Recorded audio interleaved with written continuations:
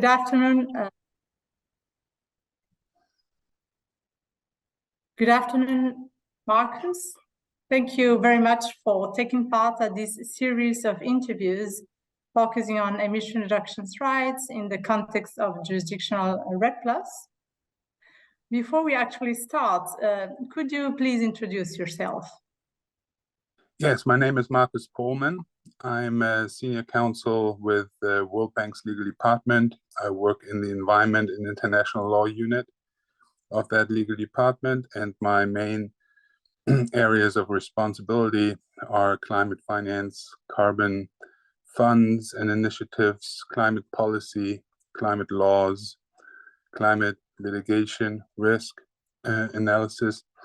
So everything that has to do with climate is basically on my plate. And I've been with the bank for 14 years now, working on these issues. I have worked at the German Development Bank before, setting up their former carbon fund business, and was in private practice before. That's it.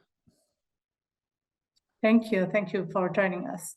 You have really a very strong and consolidated experience really on climate and REDD+ finance. We can see that. As we actually know, countries aiming to access results-based payments, either from,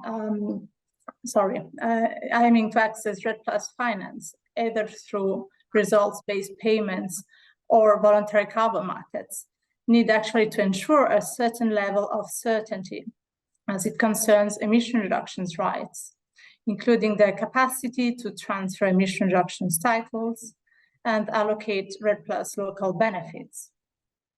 How does the topic of emission reductions rights specifically present itself in your work? Yes, so emission rights are important, for various reasons, always depending also on the motivation of the person investing in these programs. We see a broad landscape of motivations, how private sector entities, but also governments are investing in these kind of programs, projects, etc. Some are driven by net zero pledges at the corporate level, trying to use these emission reductions to basically offset some of the corporate emissions. Others are driven by, we call it climate finance motivation. So they basically want to account for those payments under Article 9 rather than Article 6.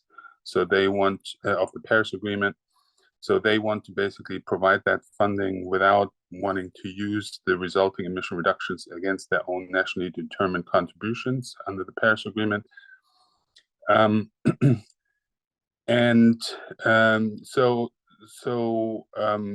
some of the governments actually want to incentivize carbon markets and actually want to have or want to retain those emission reductions and then retire them in order to force the host countries to basically increase their ambition to find additional emission reductions elsewhere.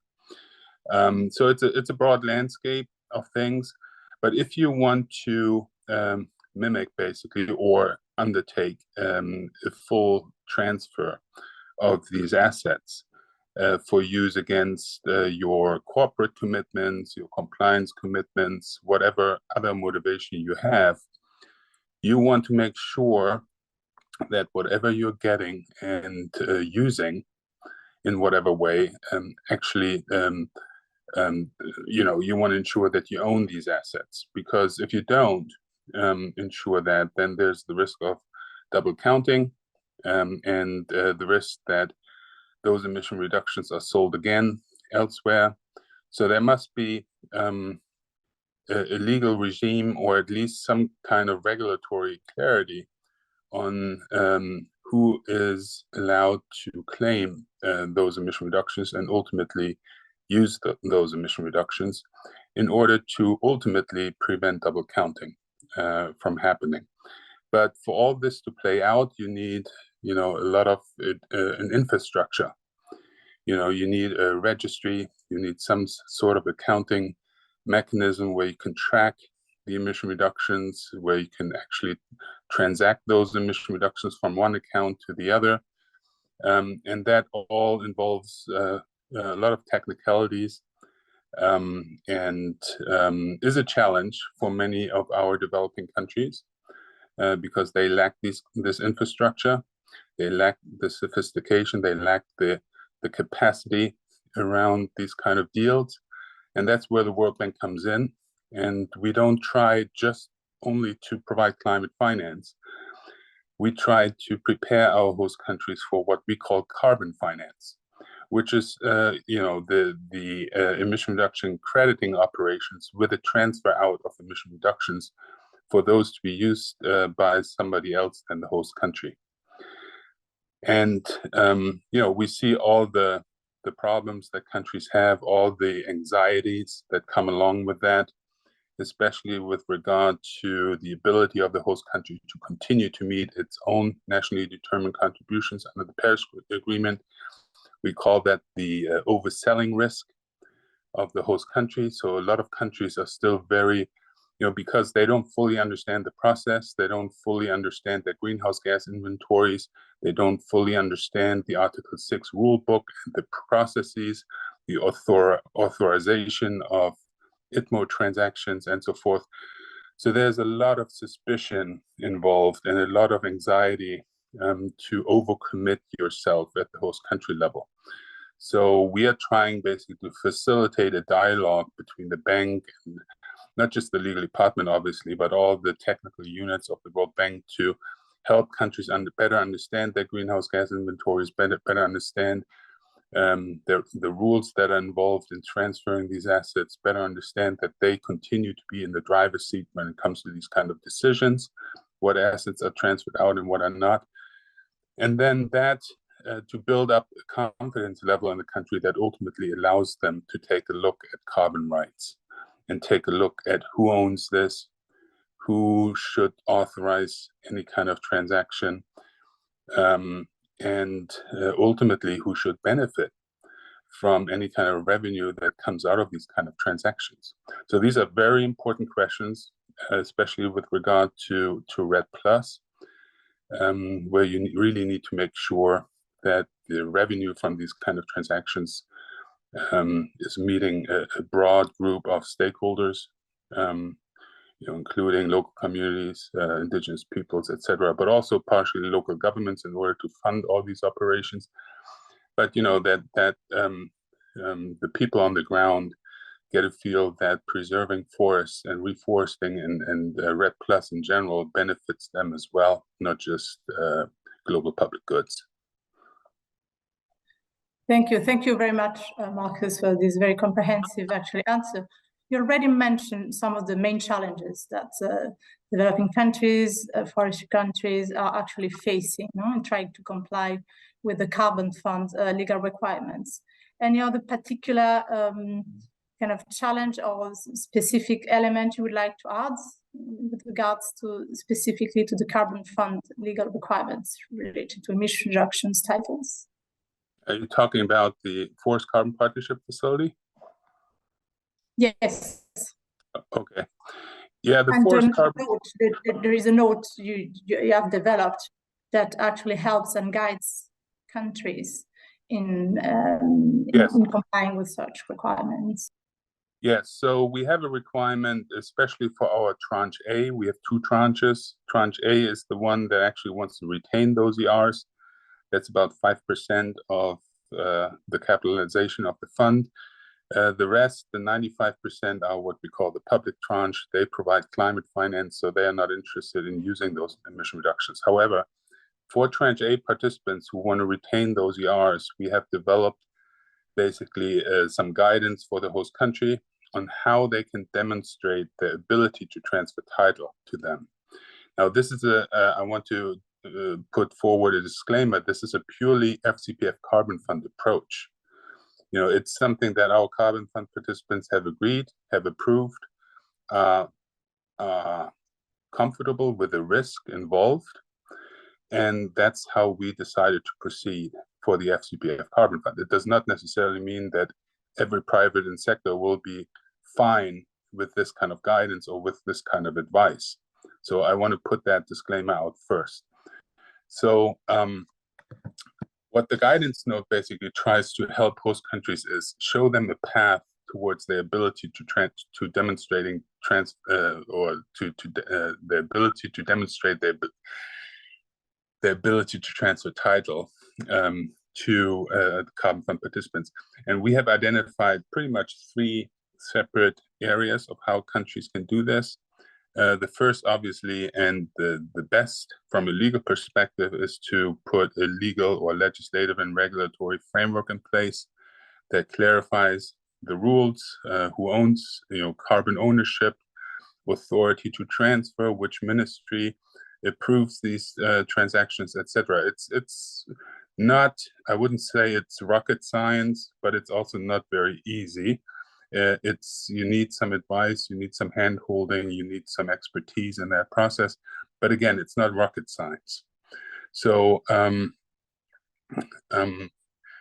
that's one approach. Many countries in the FCPF Carbon Fund have used this route.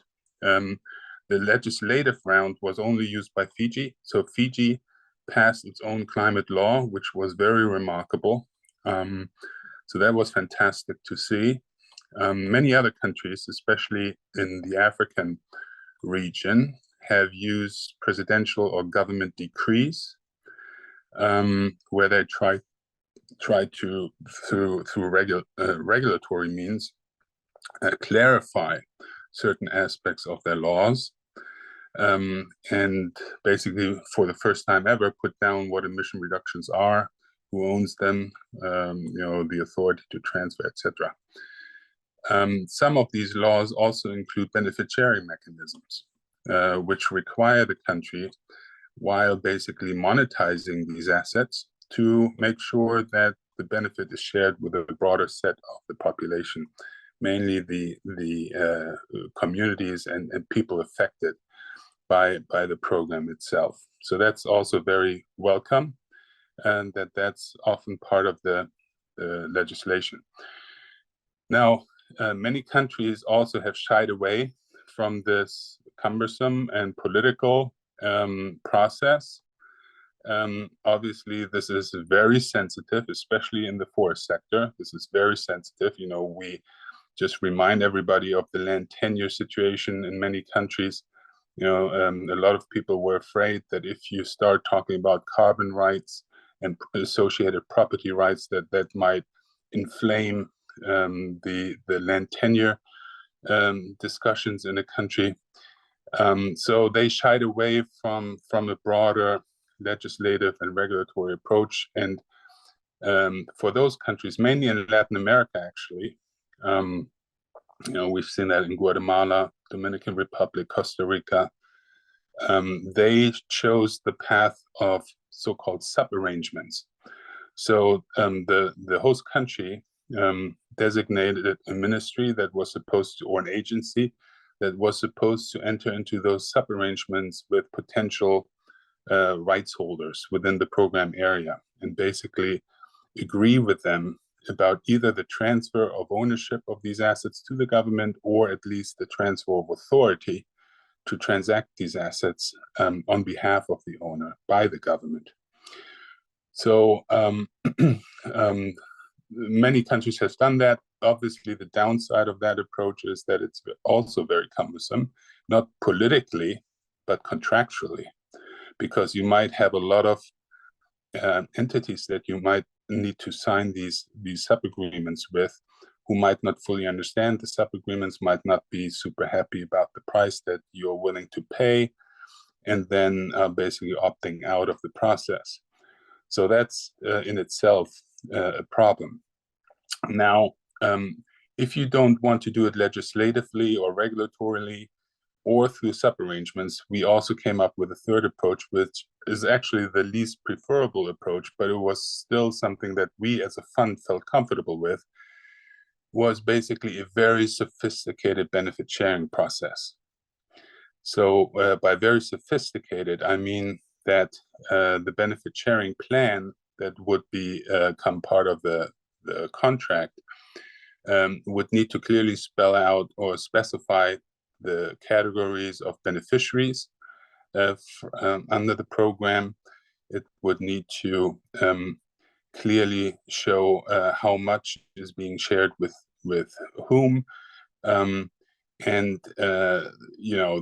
basically this benefit sharing plan received, if you wanted to only rely on the benefit sharing process, we put a lot of scrutiny into these kind of plans in order to make sure that they work. The ultimate rationale behind allowing these deals, these benefit sharing processes to serve as evidence, was that the underlying assumption that if a broad group of stakeholders benefits from these programs, the likelihood of any future title contest is heavily reduced. So it's basically a risk mitigation or minimization tool rather than a legal tool. But the only country that has just chosen that was Chile. They have just done it through the benefit sharing process. And it was ultimately approved by us. But again, this is a reflection of the risk appetite of the FCPF Carbon Fund participants. Every buyer, potential future buyer, might have a different risk appetite when it comes to these kind of things. Again, I want to remind you that 95% of the FCPF Carbon Fund was climate finance, not carbon finance. So if, for example, a CORSIA covered entity in the international aviation sector wants to purchase these kind of REDD+ credits for offsetting purposes under CORSIA, they might have a very different risk appetite when it comes to the transferability of title, because they really rely on their ability to claim rights towards these assets when they retire them under their system for compliance purposes. So that is, I think, as much as I want to say at this point. Thank you very much. So what do you consider the preferable options for countries to find viable solutions to these challenges? It depends on whether the country is willing and feels comfortable of transferring out these kind of emission reductions, and basically then think about how they want to use the revenue, whether they want to use it through a benefit sharing process, as I just described, or whether they want to basically reinvest the proceeds into additional mitigation measures in order to increase their ambition to be able to meet their NDC commitments. If a country says we only want to attract climate finance because we want to use everything against our own NDCs, then that's a very different story than those countries that are willing to take the risk of transferring these out. So depending on the complexity and the size of your country and the business opportunities, if you decide as a policymaker to really make use of these markets and really try to gather as much revenue as possible in order to use it for additional positive investments in your own country, then you might want to think about creating clarity in the market through some sort of legislative, but at least regulatory approach. When I talk about regulation, I mean decrees. There are some different forms of regulations in each country, but to clearly show the businesses, especially the project developers in your country, how they can make use of that law, how they can monetize their revenue, how you nest existing and future projects into a larger government program, and basically allow private sectors to develop projects that fit into the program, and they receive revenue either through the benefit sharing process or through other sub-arrangement processes. it's a complex thing where you cannot just give one answer to that question. It really depends on the circumstances of a country, how comfortable they feel to engage in carbon markets, what their strategy is long-term in how they want to engage on this. And there are certainly countries out there like Indonesia, DRC, countries that have huge potential to generate millions and millions of carbon assets that are exploring this right now. And it seems that the tendency is to really get clarity on the legislative front or regulatory front before you start engaging in this, because then you create chaos.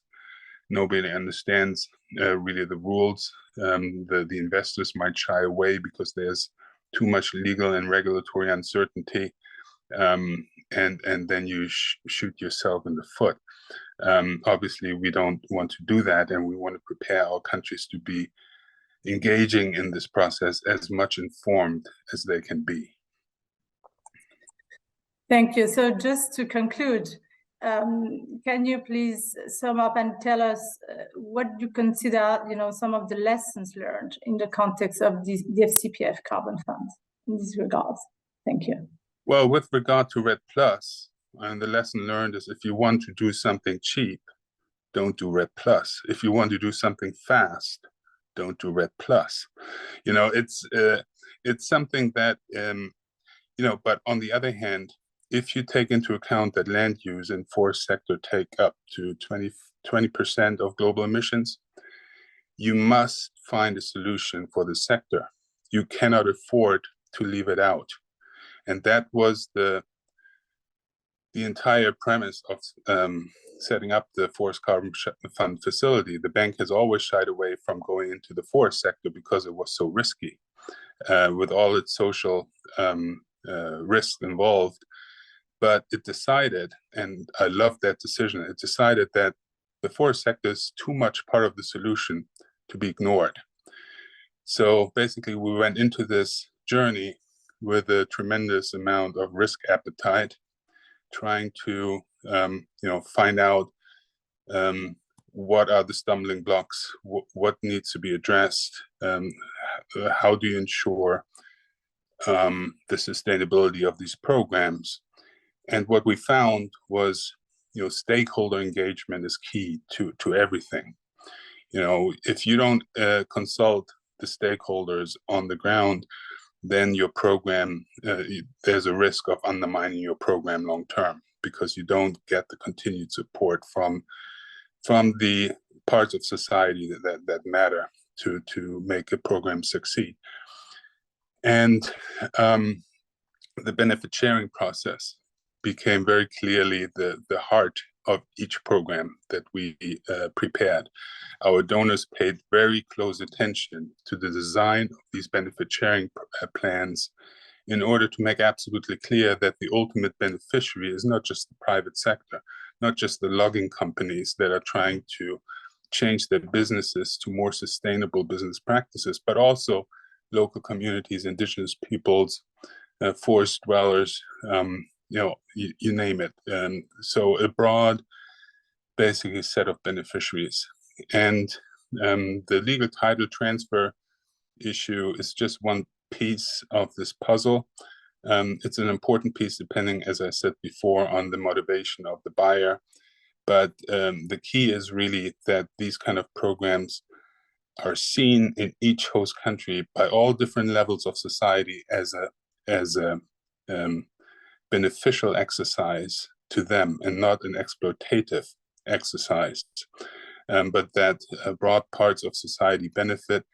And I think if you have broad participation, stakeholder consultation, well-informed benefit sharing processes in place, and then make sure that the revenue is used in ways that benefits as many people as possible, I think that opens up a window of opportunity for success. Thank you very much, Markus. We are concluding now the interview. Thank you for this very enriching discussion, which will indeed stimulate the discussion in the context of the D group. And so we have lots of takeovers, and that will help a lot to follow up with that discussion. Thank you. Well, thank you very much for the opportunity, and all the best and good luck.